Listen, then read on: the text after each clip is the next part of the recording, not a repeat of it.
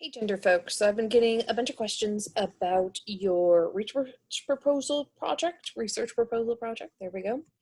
And so I thought I'd just make a video walking you through everything that hopefully answers frequently asked questions. So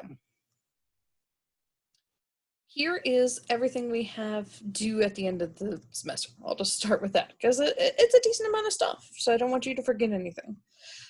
All right, so we've got 2 more days of discussion. So I believe Kristen is leading our discussion on mental health on Tuesday. Thursday this week, you don't have class because it was originally port day. And so what I'm going to recommend is that you use this to work on your paper and your presentation. You also do have a blog due then. So you can write it about what we talk about on Tuesday, or you can tie in stuff from the rest of the class if you would like. All right. Then I will lead discussion the following Tuesday, which is our last day of class. And then that is the day that your research paper and event 2 are both due. Okay. Then your presentation for the research proposal project is due on Saturday the 9th at 11:30. That was originally your scheduled exam time, so I've made it that time for you.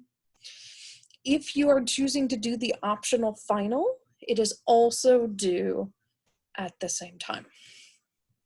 So what does all this mean? I'm going to take you over to Blackboard and walk you through everything in a minute, but I'm just going to scroll back up the syllabus to remind you of everything. All right. So in terms of the event that's due a week from Tuesday, remember, if you were fortunate enough to be able to attend 2 in-person events before all this craziness happened, you can certainly just use the second one of those for event 2. But I'm guessing most of us will be in this position where you weren't able to do that, and so now you need to look at some other options. So as I said originally, it could be anything you're streaming on Netflix, Hulu, Disney Plus, Sling, all the other networks. I can't think of Amazon Prime right now. So there's a nice list here of ones that are women-centric, but you don't have to do one of those as long as you can tie it to the class. But there are also all these other virtual resources in case you might be sick of just watching streaming services and you want to get an experience as much as you can from your couch. So if you go to Psychology's Feminist Voices, which is this feministvoices.com, it is a wonderful resource of women in psychology. So you can look through that and write your reflection about the experience of reading that.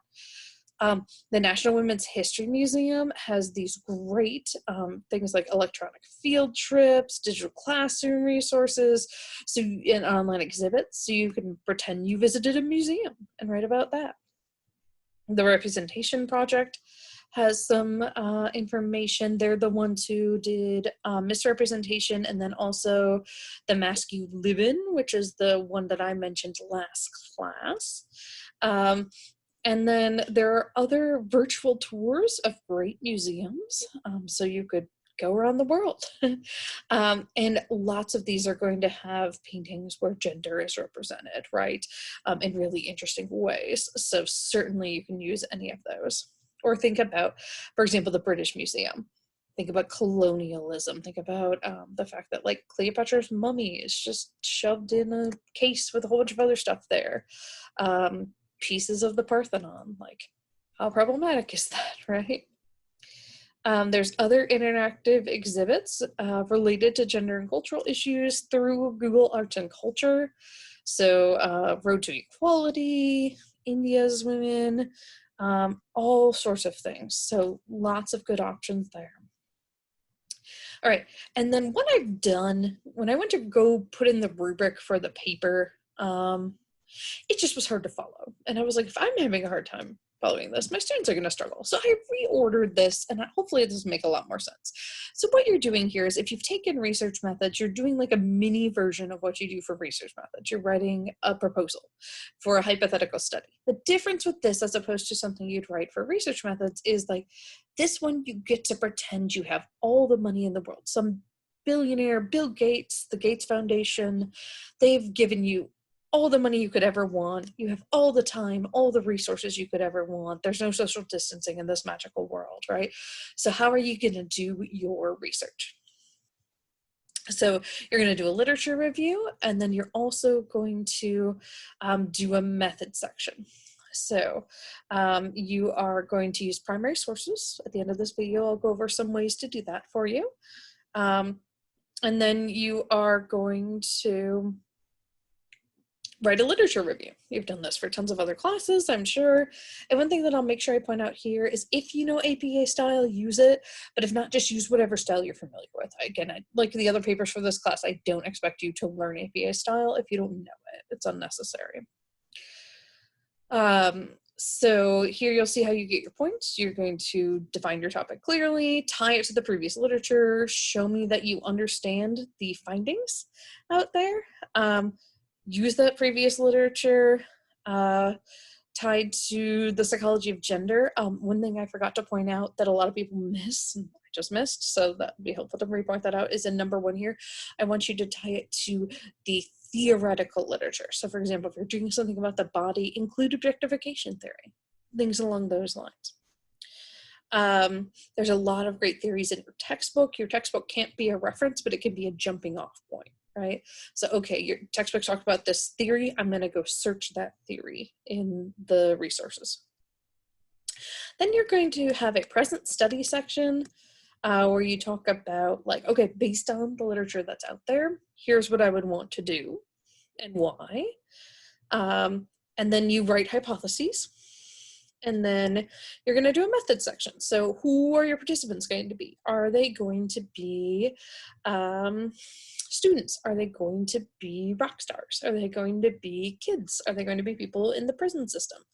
You know, again, no restrictions here. So think about who you'd want to test. Procedure, how would you collect your data? Is it going to be an in-person study, an online study? Are you going to fly people out to your private island? Like, probably unnecessary, but, you know, just sort of think about the logistics.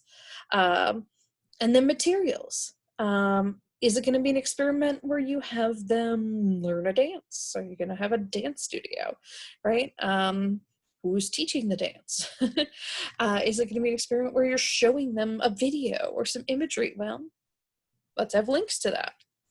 And what I really want you to do here is have some questionnaires that already exist in the literature. You don't have to make your own questionnaires. In fact, I don't want you to. There are really good questionnaires that exist about self-objectification, depression, things along those lines. You know, if you're struggling with that, I think your book mentions some that you can then look up. I also have a ton of resources at my disposal, so please email me. Then you're going to talk about your proposed analyses, so the types of analyses you'd run for your data. So for most of you, this is either going to be like 2 categories. Either going to be doing t-tests and ANOVAs to compare groups, right? Or if you're doing like a pure questionnaire study, you'll probably be doing correlations. Then you're going to have a reference list. Again, any consistent style, APA, MLA, AP, whatever you know. Got to have at least 5 primary sources, so that includes journal articles, edited books, things along those lines. So you're not going to be using your textbook as a source. You're not going to be using Wikipedia as a source. You're not going to be using Glamour as a source, right? You're going to be using journal articles. And then you're going to get 10 points just for having proper spelling and grammar. Y'all can do that. Okay, so that's due Tuesday. And then what you're going to do is, again, normally we do these in person, but you're just going to record a video or a narrated PowerPoint of yourself doing a presentation. So, you know, if you have questions about how to do a narrated PowerPoint, I can direct you to resources there. But if you're going to video yourself, you can literally just open your phone, video yourself that way. And then you're going to either upload that to Blackboard, if it will let you. Sometimes it's picky about file size, or you can post it to a YouTube channel if you have that and share the link on Blackboard. And there are ways on YouTube you can like make it private. But Blackboard's been handling my longer, like 20-minute videos, no problem this semester. So your 5 to 10 should be able to upload without a problem if you want to just upload it to Blackboard. Then you want the context. This is what you're going to talk about for your presentation. The context for your topic, like why did you choose this topic? The key, and the context here should include your lit review, basically. This is where you include your lit review. The key research question, so this is where you talk about your hypotheses. The method of your study, so this is where you just walk through the method part of your paper. Why is this important to the psychology of gender? So think about how on the identifications on exams, I have you talk about both the definition and then why it's important. This is that section, basically. And then you get 10 points just for presentation style and skills, so talking well, things along those lines. Okie dokie. So that's everything that's coming up due. So I'm going to go ahead and open up Blackboard and walk you all through some resources I have in here for you that you may not have realized yet. I'm going to go into student view, so you will see it as you usually would. Okay. So if you go down to turn in papers here, I tried to be obvious, right? Where you've been turning in your other papers. Here is where you have the research project proposal.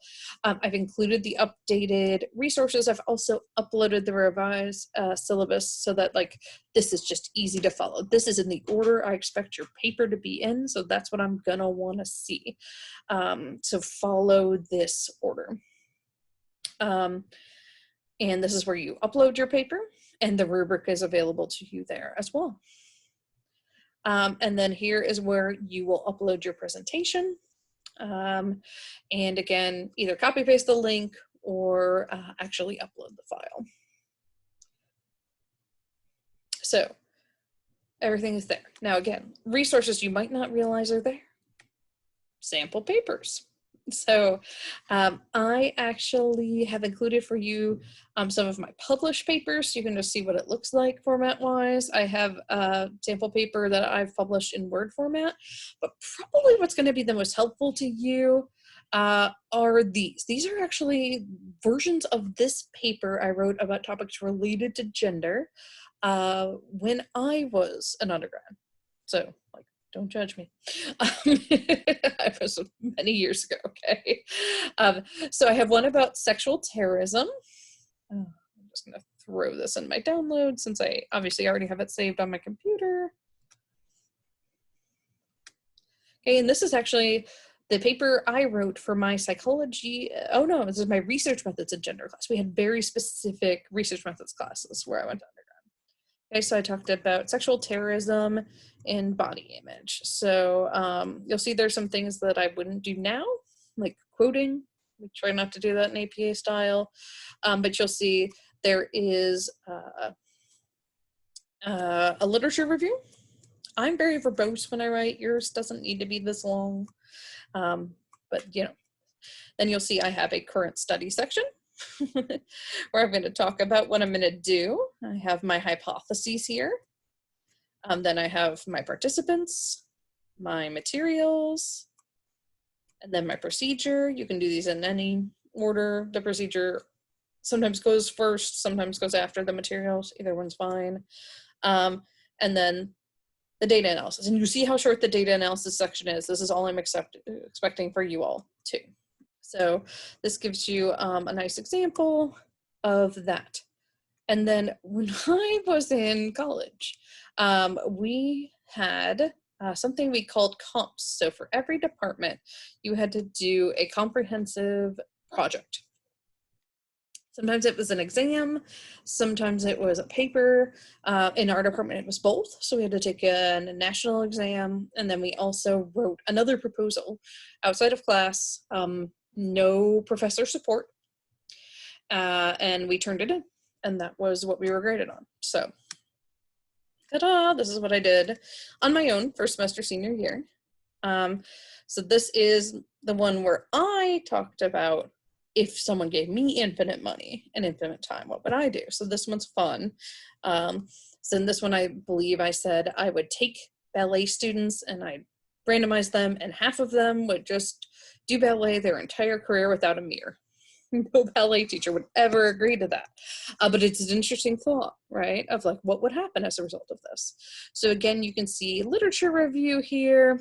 Again, much lengthier than you all are going to need, but it does give you some examples of type of things you're looking for here.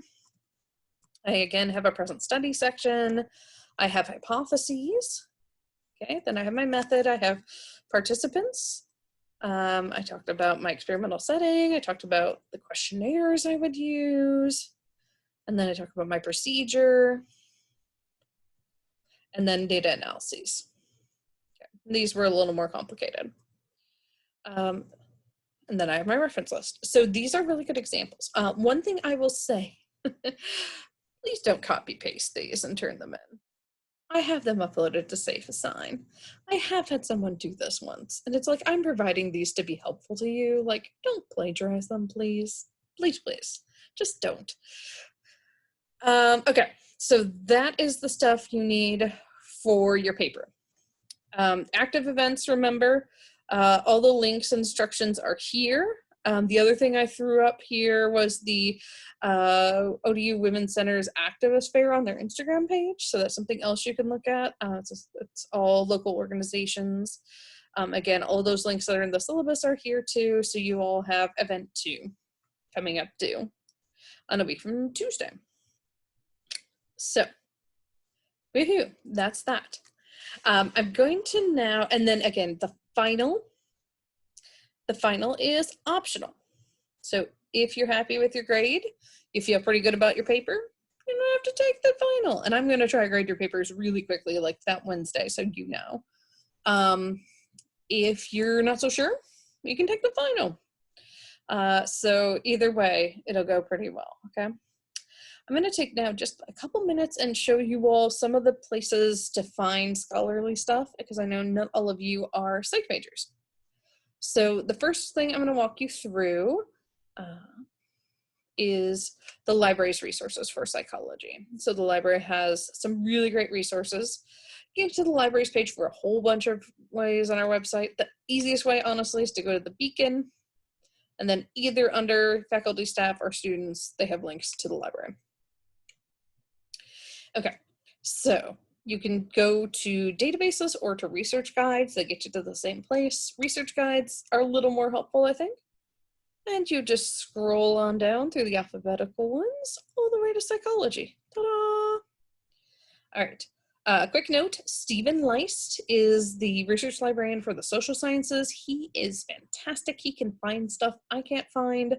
So feel free to, he's doing virtual appointments. So feel free to schedule appointments with him if you're having trouble doing your searches, okay? So they have a bunch of references here that might be helpful. They have books, and some of these books are available as ebooks. So do take a look in our normal catalog. You could just find books at this little search bar here. You might be able to find some good stuff there. But probably what most of you are going to want to use is articles. So I'm going to show you psych articles, but then we're also going to show you how this can get into another database as well. Here you're going to log in with the same username and password you use for your email and web advisor and all that good stuff. And it will bring you to the resources. Slowly but surely, apparently, in this case. There we go. Okay, so this is APA Psycnet. And hidden up here at the top, it says select databases, okay? So it will not automatically select all. I recommend you select all, and then I'll kind of walk you through a couple different options here. So psych info, psych articles, if you select all, you're just going to search everything. So let's say I wanted to expand on the paper I wrote for my research methods in gender class when I was an undergrad. So maybe I want to look at sexual terrorism and see what has happened in that research since then, okay? I can just type that in and search. Get 215 results, cool. So you're gonna see a whole bunch of different things, right? So here's a dissertation. You probably, A, aren't gonna be able to get a hold of that. B, don't wanna cite that because that's not necessarily peer-reviewed. Peer-reviewed standard is how you know someone's looked it over who knows something about the field. So you can click over here on the left-hand side on just things that come up in peer-reviewed journals. And that's going to narrow it a little bit for you. Okay. Now, as you're scrolling through the list, you'll see that some of these have the PDF available right there. So if you click that, it will just open it for you. La la la, fantastic. And in fact, remember how we selected all for Psych Info and Psych articles? If you just search Psych articles, it's going to only bring up the ones that have the PDFs available. Now, the reason I don't recommend you do just that is because it's going to really limit you. And also, if we don't have the PDF available, it's really quick to get. And I'll kind of walk you through that in a minute. So you can see some of what's going on here. Some of this, you'll also see this logo. That means it's open access. So you, again, should be able to get to it. So intimate terrorism, situational couple violence, you know, like maybe this is something, and here male victims, which we just talked about in class a couple weeks ago. So maybe this is something I'm really interested in, is like, let's look at men. So then I have this. The cool thing about this is you can just download a copy, save it to your hard drive. You don't need to go look for it again. It's going to be right there. Okay. But let's say there is a article like this one. Looks really good, right? It's going to talk about terrorism and sexual assault. So maybe I want to try to find that, right? So you click this find full text, okay? And it might bring you to an option. We don't have it. So then what you could do is you could request a copy of the item through Interlibrary Loan. I'm going to open it, but I won't walk you all the way through the process just because I don't want Stephen Lice to have to do this if he doesn't have to. So you need the barcode number off your student ID under your barcode, and then a password. And if you've never set up an account or you don't remember your password, you can just get it right here. Okay, so I just have mine saved because I don't remember my password. Google does for me. I know that's bad, and then what happens is it just populates all these fields for you, and then you would just need to say when you need it before, and if that it's for this class, right? And then you click submit request. Now, I don't know how COVID is affecting this, but traditionally when you request something that's a journal article through Interlibrary Loan, you get it either that day or the next day. So please don't let that sway you from looking at it, okay? I want to show you a couple other things that you can do with this that'll be really helpful for your paper. So it's going to go back. So other things you can select here on the side is, let's say you want to look at a certain age group. So let's say I only wanted to look at kids. I could click there, right? Another thing that could be helpful is population group. Do I want to look only at women, only at men? Ooh, maybe I'm interested in trans individuals. There are 2 articles about that, right? That's going to really narrow it down. The other thing you can look at is what type of methods did they use? That might be helpful for you if you're thinking about how would I do this as an experiment. Then you can look at the empirical studies here, right? And then the thing that'll probably be the most helpful for y'all is this part, the tests and measures, as you're thinking about your method section for your paper. What measures are they using to study these things, right? So, okay, PTSD checklist. If I want to measure PTSD, maybe I need to look at that. The Beck Depression Inventory, maybe I want to look at that, right? So let's say, yeah, I want to use the PTSD checklist. How have other people used it doing this, all right? So the study we already looked at did that. You can kind of look at it this way. What you'll typically find is you'll have nice descriptions of that measure in the PDF, but you won't necessarily get the full scale. So what I do is I go to good old-fashioned Google.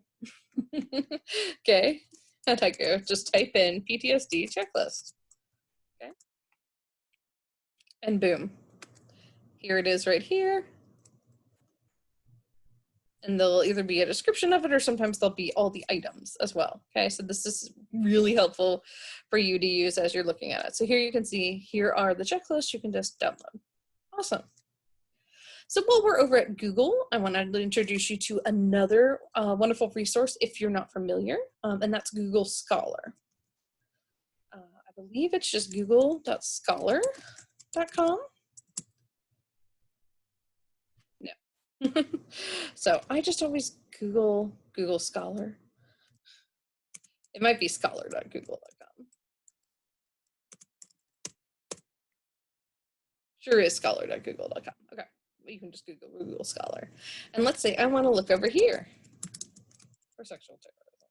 Okay, and maybe I want to make sure, since Google's going to be searching everything, that it's only going to look at that term. So I'm going to put that in quotes. All right. So now here's an article right away on street harassment, the language of sexual terrorism. And right here, PDF. So I can go right there. Hey, there's the article. I can read it, I can use it. Again, save it to your computer. Here is rape being used as a weapon, the Supreme Court and sexual terrorism in prison. So again, here's another nice way to get these articles. Now, the one thing that you should know is these are from all kinds of journals. So like, that's great. Some of that will be really helpful, like some sociology stuff. But some of them might be kind of weird. So like this one is a film comment. Probably not going to help you, right? But like some of these others might be great. Maybe not the one about something by Henry James, right?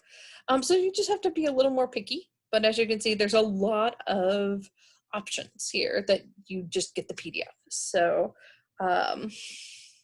Psych info and psych articles together. That's one great source to find stuff. And then Google Scholar. And then again, to look for your questionnaires, just actually Google it. Most of the time you'll be able to find the questions themselves, or at least one more detailed description. All right, so that is that. I'm gonna send you all an email with all the upcoming due dates. And remember, no class this coming Thursday, the 30th. So use that time to work on this paper or whatever else you need to work on. Please email me, set up a Calendly appointment if you have any questions, and just keep taking care of yourselves. I really hope that everything continues to go well, that you stay safe and well, and please reach out if you need anything. I'll see you in class on Tuesday.